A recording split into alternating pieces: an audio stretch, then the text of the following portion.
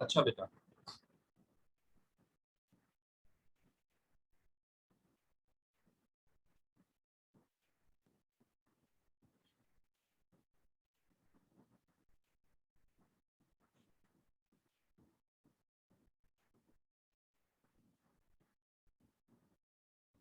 अच्छा मेरा बेटा, अभी जो हम करने के लिए जा रहे हैं वो हम कर रहे हैं म्यूचुअल इंडक्शन। तो कल का लेक्चर जो हमने देखा देखा था उसके अंदर जो मेजर हमने टॉपिक स्टडी किया था वो इलेक्ट्रोमैग्नेटिक इंडक्शन। और इलेक्ट्रोमैग्नेटिक इंडक्शन बिल्कुल मेजर फिनोमेना था जिसकी बेस पे हमने करंट को इंड्यूस किया था, करंट को प्रोड्यूस किया था। और करंट की जो प्रोडक्शन थी वो किसके थ्रू हुई थी कि हमने ये देखा था कि if we change the magnetic field and inside that magnetic field if we place a coil, then the current is induced in a coil. यानी कि if there is a coil and the magnetic field is there, if we are placing a coil inside a magnetic field and if we change the strength of that magnetic field, then you can see कि the current is induced in a coil.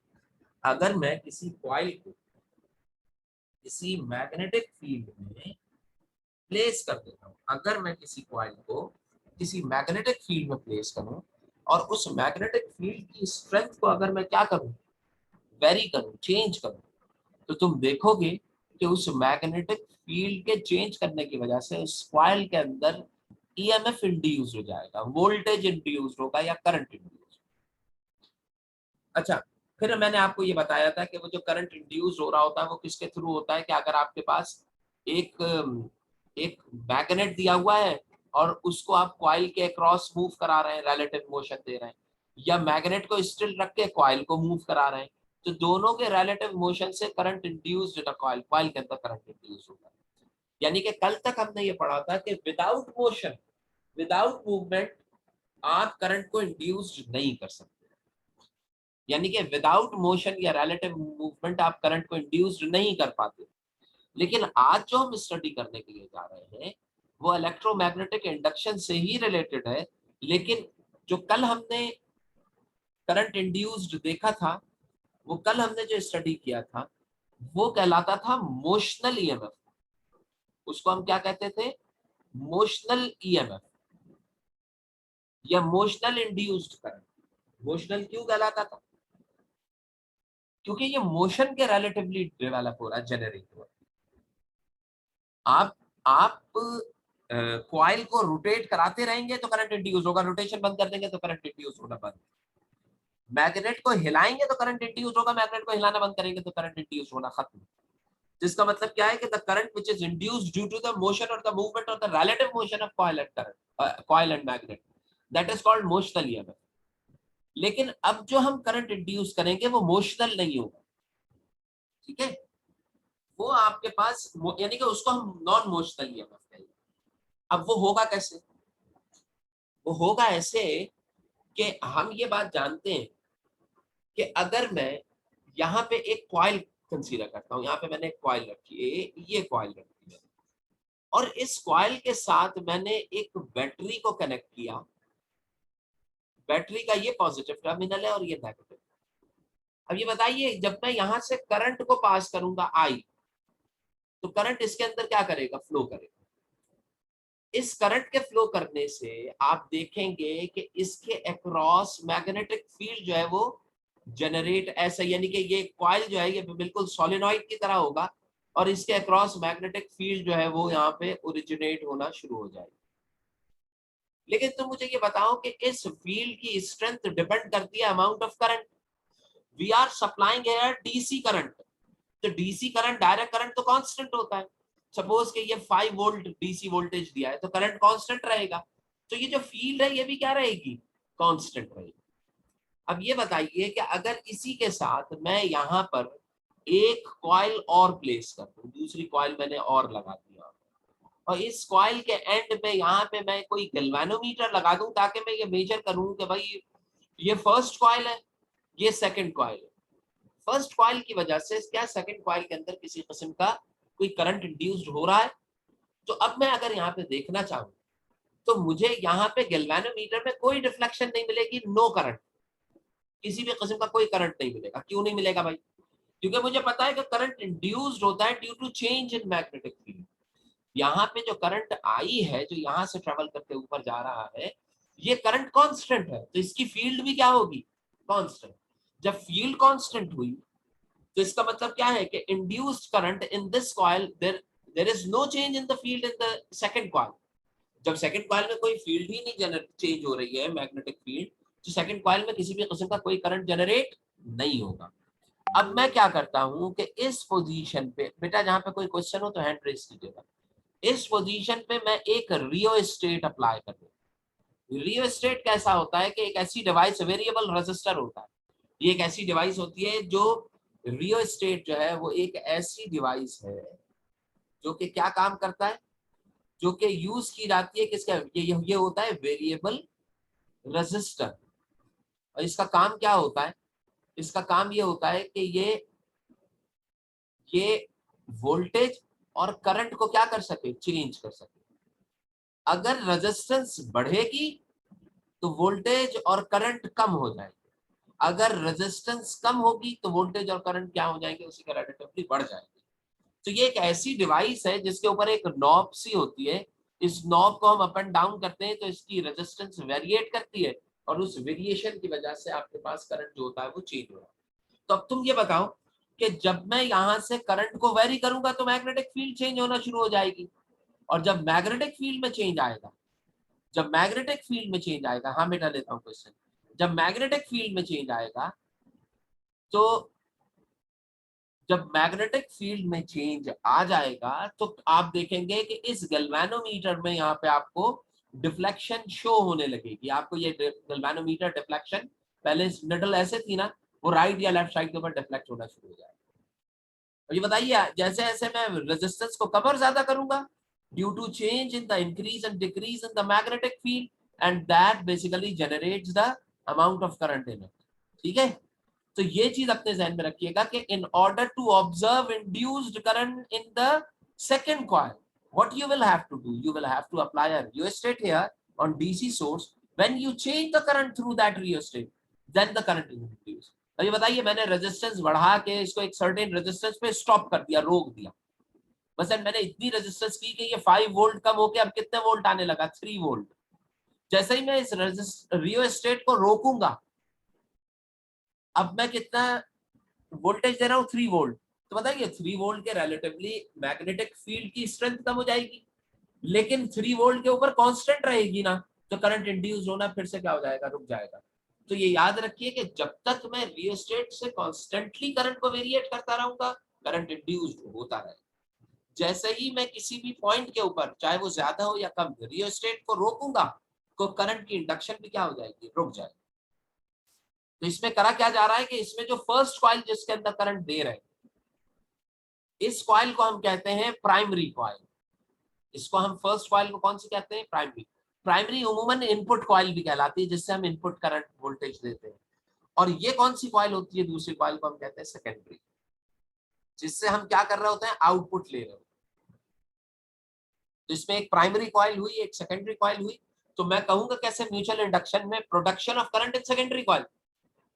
Mutual induction को मैं कैसे define करूंगा कि इसमें देखें ये क्या कह रहे हैं, इसमें ये ऐसे कह रहे हैं कि देखिए म्यूचुअल इंडक्शन एक फिनोमेना है जिसमें मोशन इन्वॉल्व नहीं होती, मूवमेंट इन्वॉल्व नहीं होती, जिसके थ्रू प्रोडक्शन, चूंकि इंडक्शन है तो प्रोडक्शन ऑफ इंड्यूस्ड करंट होगा।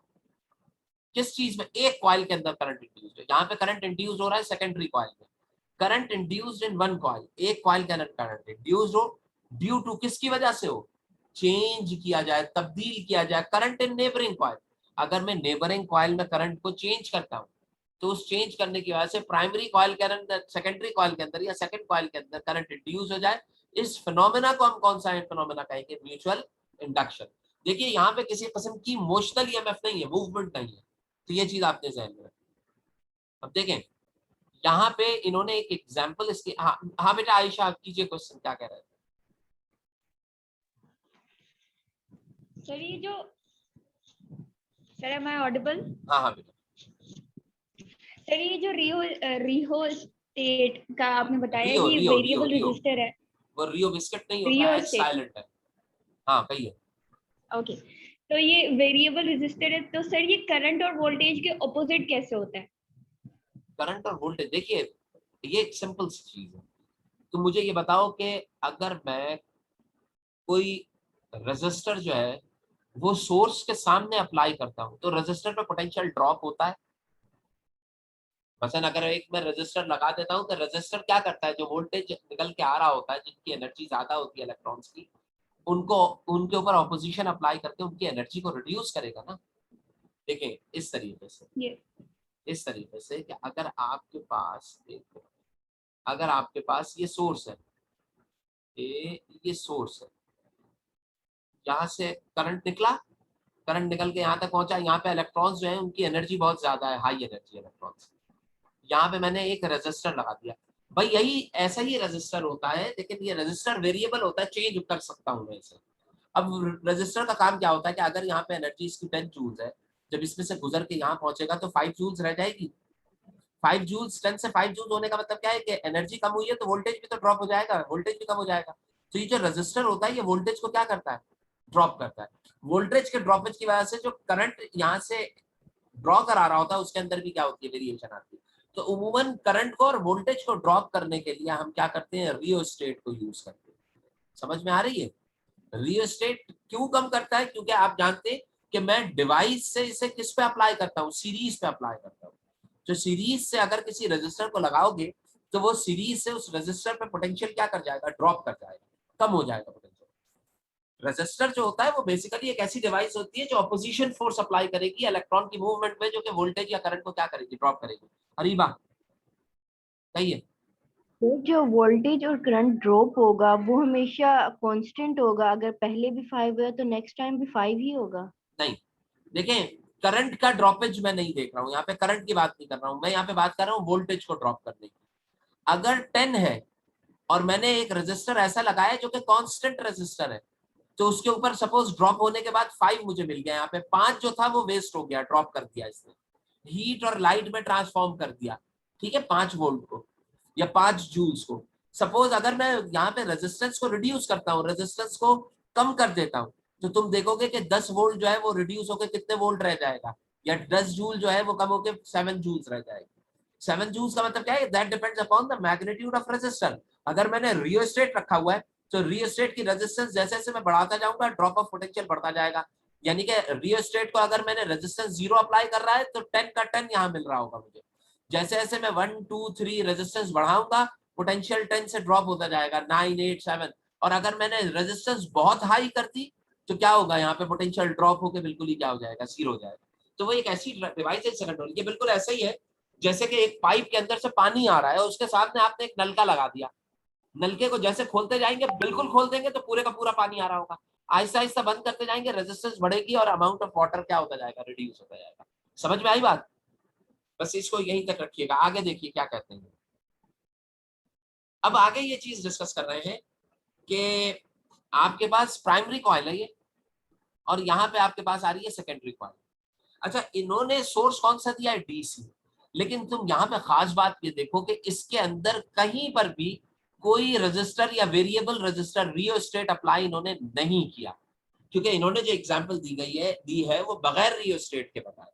तो बताइए अगर मैंने रियोस्टेट इस्तेमाल नहीं किया तो इसके ऊपर ये वर्किंग नहीं होनी चाहिए, लेकिन देखिए वर्किंग होगी कैसे। अगर आपके पास ये स्विच जो है वो ओपन है, यानी कि करंट जो है वो फ्लो नहीं कर रहा। जब स्विच ओपन है और करंट फ्लो नहीं कर रहा तो इसका मतलब क्या है, इनिशियली इसमें से करंट फ्लो नहीं कर रहा होगा।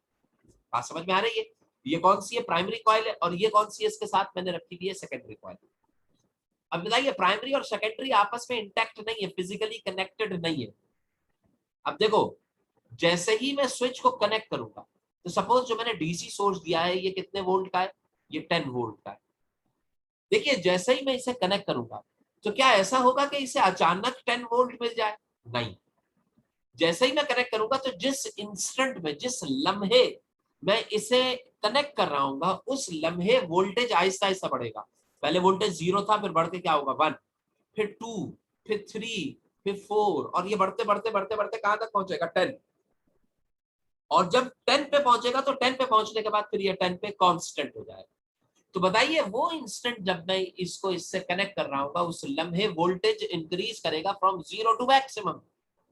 तो अब वो टाइम वक्त का बहुत, लेट्स सपोज कि वो 1 सेकंड का टाइम था जब ये हुआ, तो उस 1 सेकंड की ड्यूरेशन में तुम देखोगे कि ये जो गैल्वेनोमीटर लगा, अभी बताइए if we increase the current from 0 to maximum at that instant, at that time, the current is increasing in the coil, the magnetic field is increasing in the coil.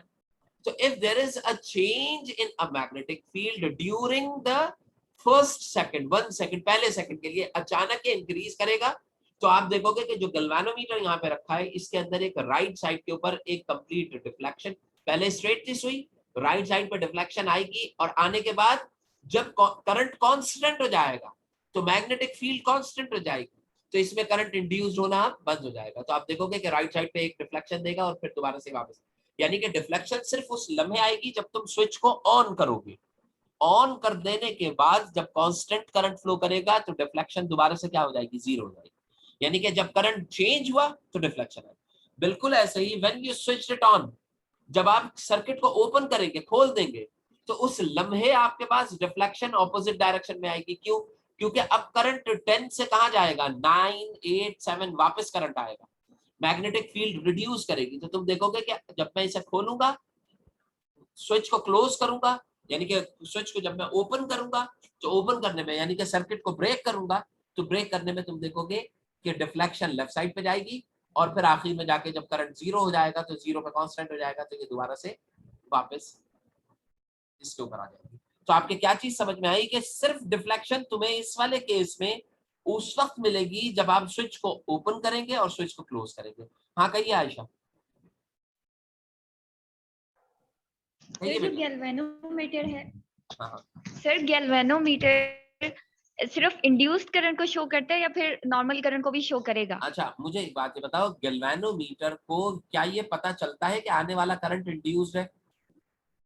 नहीं, ये बिल्कुल ऐसा ही है कि आपके पास एक गाड़ी है, ये रही गाड़ी, पहिए थोड़े बड़े हो गए इसके, तो ये जो गाड़ी है इसके अंदर पेट्रोल जो है वो आप शेल का डालें या पीएसओ का डालें या किसी और कंपनी का डालें, गाड़ी क्या मालूम करती है कि शेल का डाला है तो मुझे ज्यादा चलना है और पीएसओ का डालना है तो कम चलना है? भाई गाड़ी का काम चलना है और उसको पेट्रोल चाहिए। गैल्वेनोमीटर का काम है डिफ्लेक्शन देना, करंट चाहे इंड्यूस्ड आ रहा हो, चाहे बैटरी से आ रहा हो, चाहे एसी सोर्स से आ रहा हो, इसका काम डिफ्लेक्शन देना बस। अब ये मुझे बताइए कि इंड्यूस्ड करंट भी तो बताते खुद करंट होगा ना, वो पेट्रोल जो मुझे शेल से मिल रहा है वो भी तो पेट्रोल ही होगा, जो कि पीएसओ से। क्वालिटी में थोड़ा बहुत फर्क हो सकता है, इनका मैग्नीट्यूड, इनका वोल्टेज का मैग्नीट्यूड हो सकता है, एक 2 वोल्ट हो, एक 4 वोल्ट हो, वो अप एंड डाउन हो सकता है, उसको मेजर करके बता देगा। लेकिन असल में आने वाली चीज तो इंड्यूस्ड करंट ही है, करंट ही है ना। देखिए इंड्यूस्ड करंट को मैं इस वजह से कह रहा हूँ क्योंकि मुझे पता है कि मैंने इंड्यूस्ड किया है। अगर आप खाली करंट दिखाएंगे तो आपको पता है, अब देखो तुम्हारे घर में जो वोल्टेज आ रहा है, जो करंट आ रहा है जिससे पंखा चल रहा है, ये भी तो इंड्यूस्ड ही है ना, लेकिन मेरे लिए इंड्यूस्ड नहीं है, मेरे लिए सोर्स है, क्योंकि मैंने तो इंड्यूस नहीं किया ना। जिन लोगों ने इंड्यूस किया उन सब के लिए सारे करंट से इंड्यूस्ड होंगे। बात समझ में आती है? अच्छा भाई, यस सर। अच्छा यहाँ पे अगर मैंने इसको स्विच को क्लोज कर दिया और करंट फ्लो करने लगा, तो जैसे ही क्लोज करूंगा डिफ्लेक्शन देके जीरो पे आ जाएगी। अब अगर मैं यहाँ पे कोई रियोस्टेट अप्लाई कर देता हूँ, तो रियोस्टेट से करंट क्या करता रहेगा, वेरी करता रहेगा और ये अपना चलता रहेगा। अब आप एक और चीज समझिए, अगर मैं अपना जो सोर्स है, इस सोर्स के बजाय, डीसी के बजाय मैं सोर्स यहाँ पे कौन सा यूज करूं, एसी सोर्स यूज करूं। एसी सोर्स का सिंबल ऐसा ही होता है।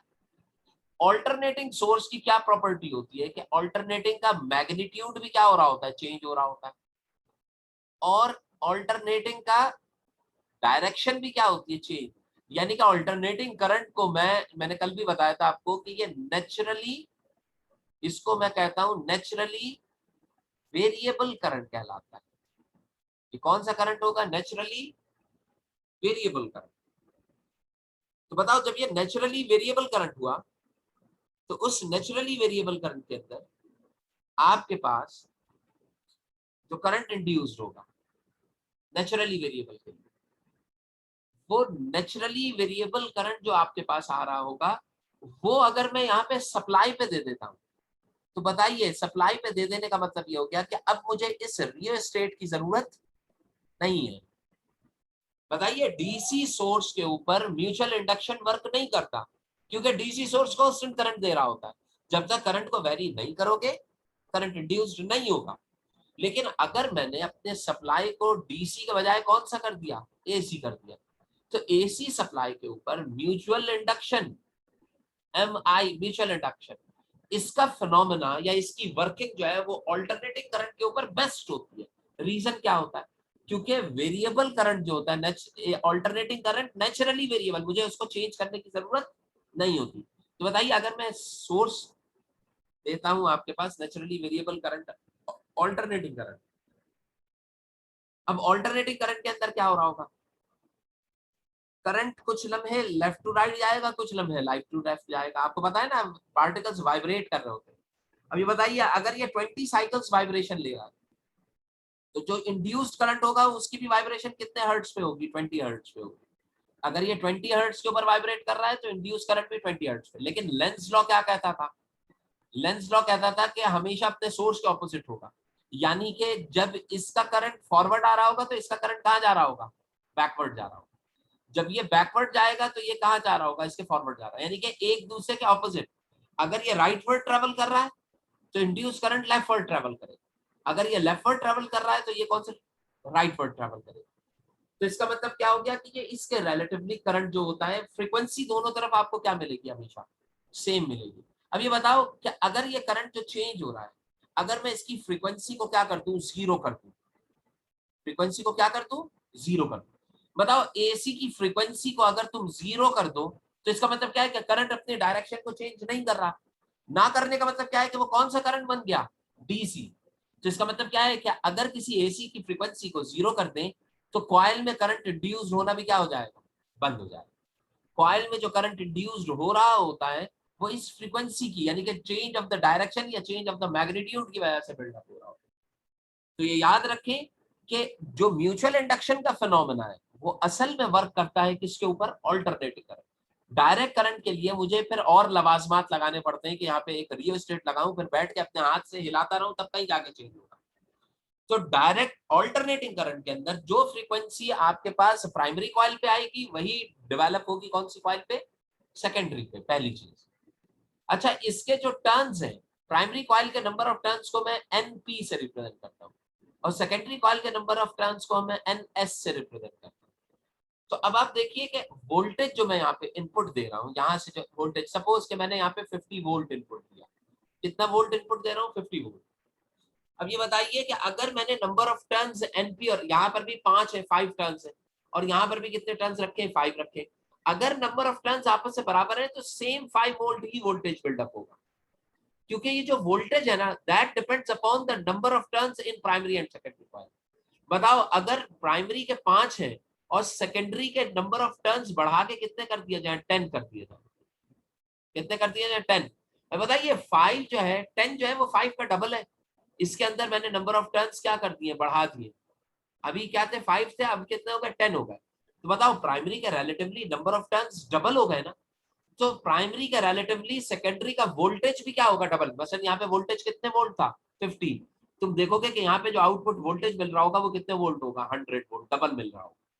यानी कि अगर मैंने यहाँ पे 5 टर्न रखे और यहाँ पे 10 टर्न रख दिए तो वोल्टेज जो होगा वो आपके पास क्या हो जाएगा, डबल हो जाएगा। यानी कि 50 वोल्ट जो है वो इंक्रीज होके कितने वोल्ट पे आ जाएगा, 100। तो बताइए म्यूचुअल इंडक्शन जो है वो एक ऐसा फिनोमेना है जिसके अंदर by changing the number of turns in secondary and the primary coil we can step up, जिसके अंदर मैं क्या कर सकता हूँ, स्टेप अप भी कर सकता हूँ, STEP स्टेप अप भी कर सकता हूँ और स्टेप डाउन भी कर सकता हूँ। अब मुझे खुद बताओ, नंबर ऑफ टर्न्स दोनों में बराबर है तो जितना इनपुट वोल्टेज उतना ही आउटपुट। अगर इनपुट में कम आउटपुट में ज्यादा है तो ये स्टेप अप ट्रांसफार्मर वोल्टेज को इंक्रीज करने में इस्तेमाल होगा, और अगर प्राइमरी में ज्यादा और सेकेंडरी में कम है तो ये स्टेप डाउन। अब बताइए वोल्टेज की स्टेपिंग में हमेशा कर रहा होता हूँ। मसलन मेरा मोबाइल जो है वो 12 वोल्ट पे चार्ज होता है, मेरा मोबाइल जो है वो 12 वोल्ट पे चार्ज होता है। मुझे सोर्स से जो इनपुट दिया जा रहा है वो कितने वोल्ट पे दिया जा रहा है, मुझे जो सोर्स पे इनपुट दे रहे हैं वो मुझे दे रहे हैं कितने वोल्ट पे बेटा, सपोज कि जो सोर्स दिया जा रहा है उससे मुझे इनपुट दे रहा है 220 वोल्ट पे। अब बताइए 220 से 12 वोल्ट के ऊपर मुझे स्टेप अप करना होगा, स्टेप डाउन? तो आपको समझ में आया कि मुझे स्टेप डाउन करना है। तो स्टेप डाउन का मतलब क्या है कि जो सेकेंडरी कॉइल होगी उसके नंबर ऑफ टर्न्स को मैं क्या कर दूंगा, रिड्यूस कर दूंगा प्राइमरी के रेलेटिव। इतना कम करूंगा कि कम करते करते वोल्टेज जो है जैसे जैसे कम करता जाऊंगा नंबर ऑफ टर्न सेकेंडरी के, वैसे वैसे क्या चीज रिड्यूस होती चली जाएगी, वोल्टेज रिड्यूस, और आखिर में आपके पास वोल्टेज जितना रिक्वायर्ड होगा उतने टर्न्स के ऊपर वो वोल्टेज आ जाएगा। अच्छा, यहाँ पे मैं अभी इसको मीटिंग को एंड कर रहा हूँ और दोबारा से कनेक्ट करूंगा, तो उसकी कनेक्टिविटी पे आप लोग आ जाइए, ठीक है? मैं इसको एंड कर रहा हूँ और दोबारा से इसी पासवर्ड के ऊपर, इसी आईडी के ऊपर आप कनेक्ट करेंगे। अल्लाह हाफिज़। Okay sir.